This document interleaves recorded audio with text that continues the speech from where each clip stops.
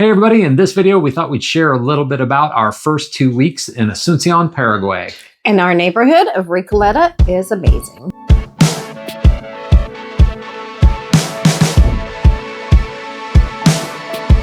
Hey everybody, I'm Sean. And I'm Deb. And welcome back to the channel. So we are hanging out here in Asuncion, Paraguay, and we've been here for about 2 weeks now. Almost 2 weeks, Yep. And we thought we would kind of give you our first impressions on mostly focusing on our neighborhood because we've been out wandering and exploring a little bit, but we thought we would share a little bit about our neighborhood in itself.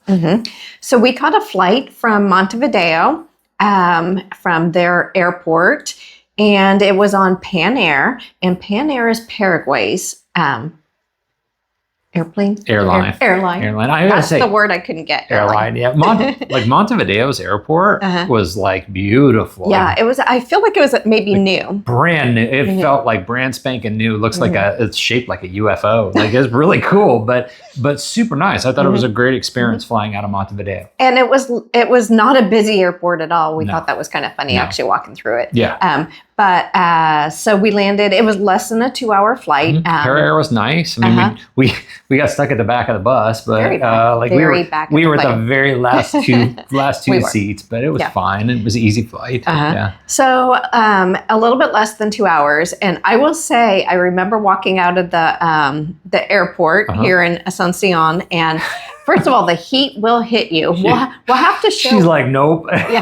We'll have to show what the forecast was for our. It's gotten better. It's way better now. Our first week here was pretty brutal. Hundreds. Every day. It was rough. Yeah. But anyway, I remember like when we walked out of the airport, though, immediately feeling like, oh, I like this. Like it was a good feel. Oh, it was it was like a nice area. It's like the area of the airport is nice, and we were able to jump right on, find an Uber. The Uber guy came. It was easy in and easy out of the airport in Asuncion as well. So our apartment actually wasn't going to be ready till about 3 that day. And we arrived at 10 in the morning, I believe. Yeah. So there's maybe like 4 blocks from here, there's a pretty large mall. And so we had already seen that, and it's hot. And it's hot. So we have roller bags. Yeah. So we had the Uber driver drop us off at the mall, thinking, okay, air conditioning, and we'd be good there. So that was actually pretty good. I think it's a smart decision. Like we just hung out at the mall. We hung out. We had lunch there. Went to the food court. Yep. It was a good place to sit. Hit a coffee shop. It was interesting to watch because, and we're going to do a whole video on malls in South America because people keep asking us like, why do you go to the mall? Why do you go to the mall?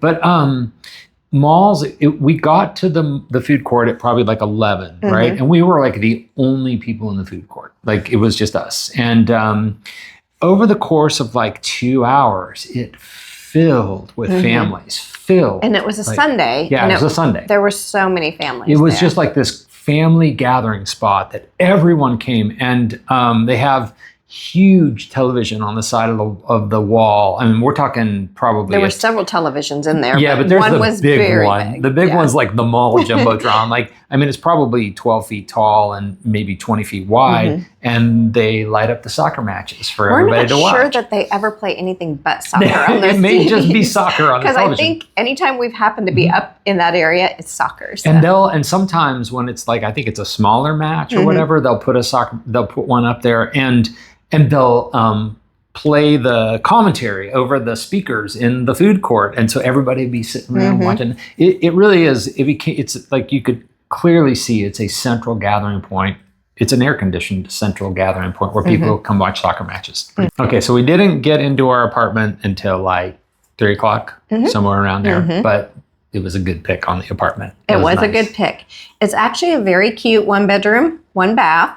We'll show you the video. Yep. And we have a very lovely balcony outside. We are on the 7th floor, which is a little high, but it provides nice for some nicer views. So Though. if you saw our Montevideo video, we had a nice balcony there, but the balcony really just overlooked a street, and we faced like another apartment building. So you could see a little sliver of the ocean, if you peeked really closely. Here in Asuncion, we have like a view of all the top green treetops, like beautiful treetops. Much appreciated. Yeah, there's, obviously there's other buildings and things like that we see, but it's really, it's a pretty view and a beautiful view of the sunset. Just because the sun comes from this way, it comes over here, and the balcony is over here for us. You can tell the light coming in.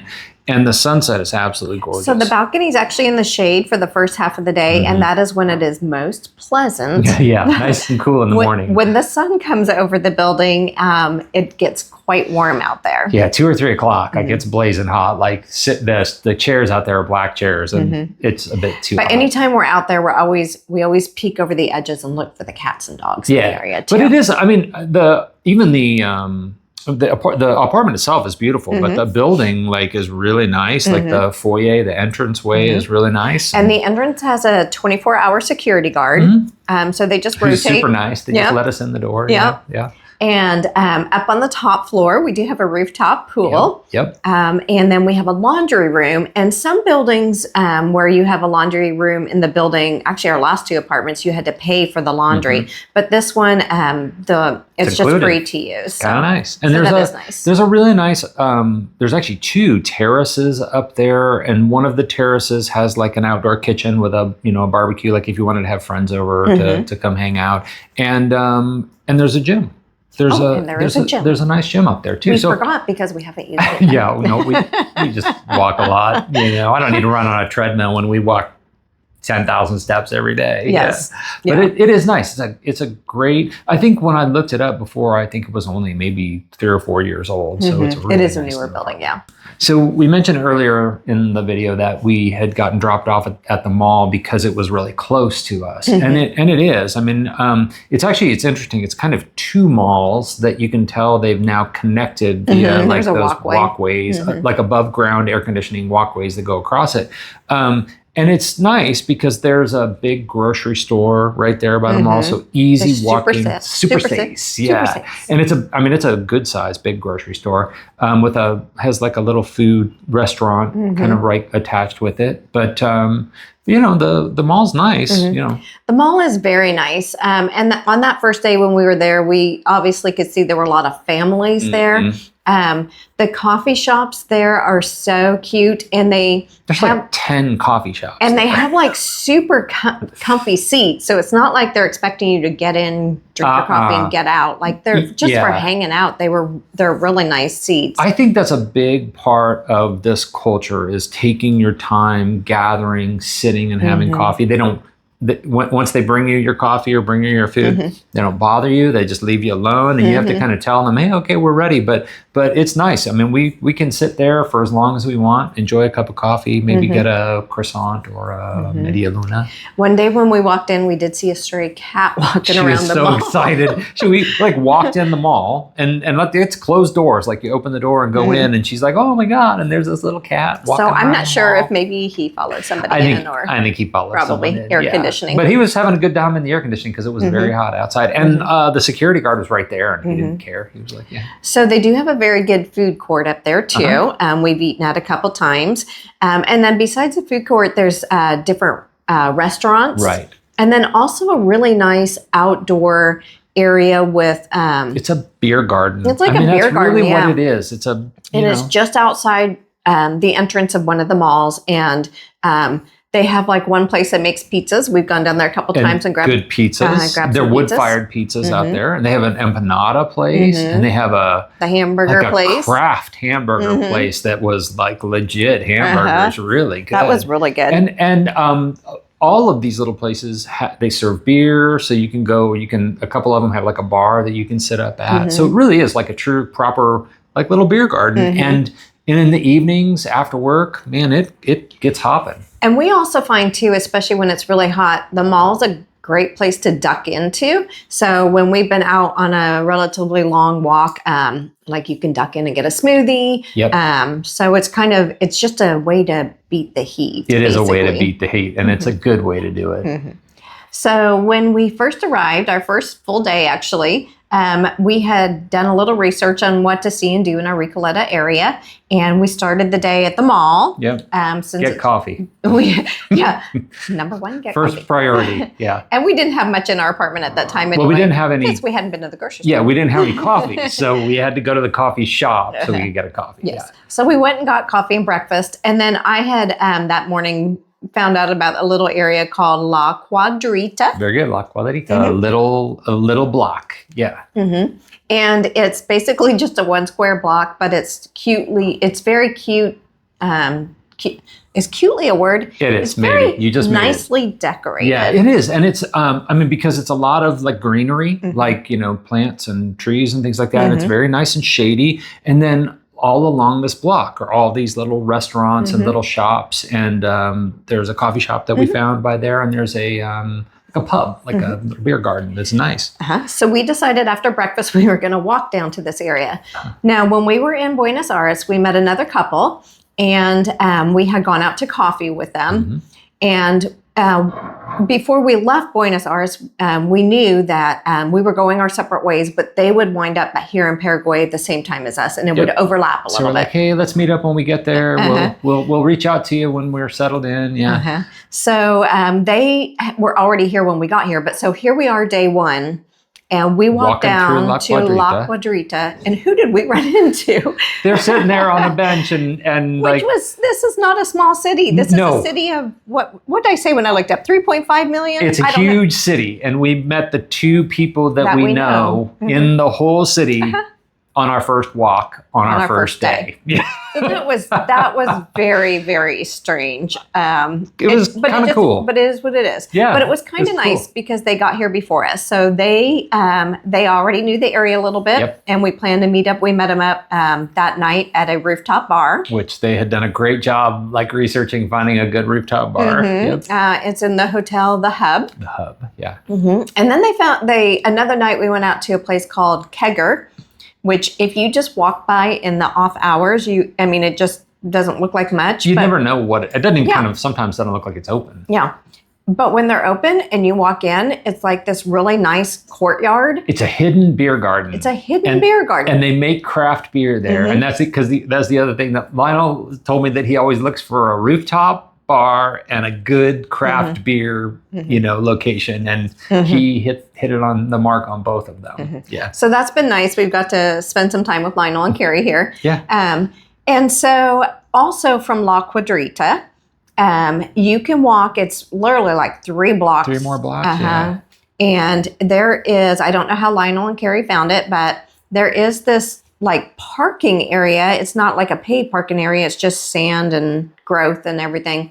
And there are macaws in that area. Yeah. And there's houses that have obviously been put in the trees for the macaws. Right. It is. I think it's an aviary. I think it's meant for. It's like a home for the macaws. But these are big Amazonian. And there's parrots. about 5 of them down there. And they're just free to roam wherever they want. Yeah, they just. We tried to get some footage, but they're so high in the tree, and it was cloudy the day we were trying to get it. And I don't know. We'll see. But they're beautiful birds. They're Absolutely nice. beautiful. And it was cool to just walk over there, and you literally are walking into this little parking area, and you're like, hey, there's these beautiful, and you can hear them up in the trees cawing. It's pretty cool. So that was a neat. That was a good spot. find for sure. Okay, so in our neighborhood here in Recoleta, they have a rather large cemetery. Yeah. And if you've seen our video on Buenos Aires, any of those videos, we did one where we talked about going to the cemetery in Recoleta there too, to see Evita's burial point. And this, unlike that one where it was maybe $15, $17 to get in, this one is you just roam in there. It's free. And there's lots of there's different entrance lots points. Lots of different entrances. Yeah. Unfortunately, maybe because there's no funding for it, basically tourism, it is more run down.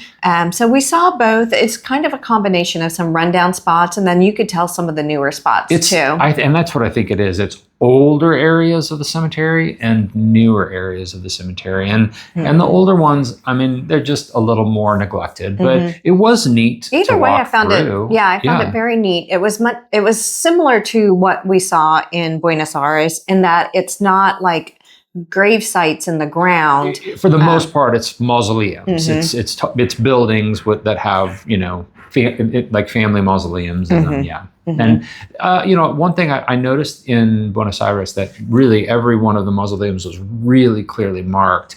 I didn't find that as much here, but it is, it's kind of an interesting historical point to kind of go and see parts of the different cemeteries. And then there at the cemetery is the Recoleta. It's the Catholic Church of the Recoleta. Yeah, and it's a pretty church.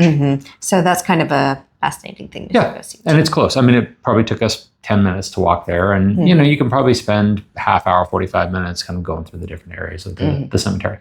So one of the things I like a lot about Recoleta as a neighborhood is the walkability of it. I mean, we can walk kind of in any direction and we can kind of find really interesting things to see. I feel like it's a really safe neighborhood. Yes.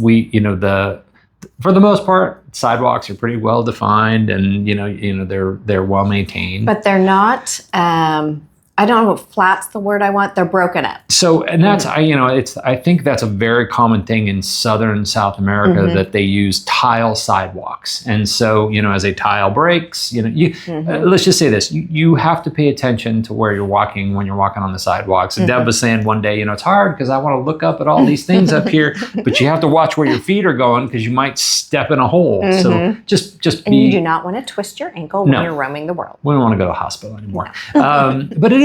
I mean, I think it's a lot of fun to walk around. The houses are really nice here. There is a lot of construction going on, a lot of new buildings and things like that. But you get to see your little buddies. Yes. So as some of you may know, I love looking for cats when we're out on our walks.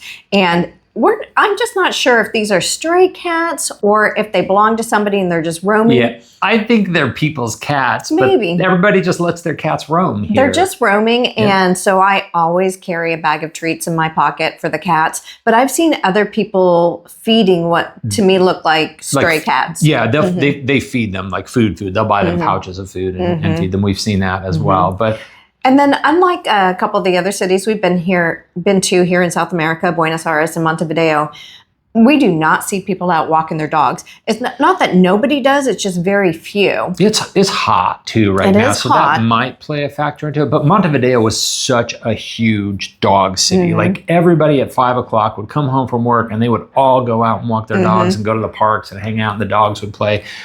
I haven't seen that as much. So we see the dogs here. It's just there's a lot of gated houses here. Yeah. A lot of nice houses actually here in the Recoleta area.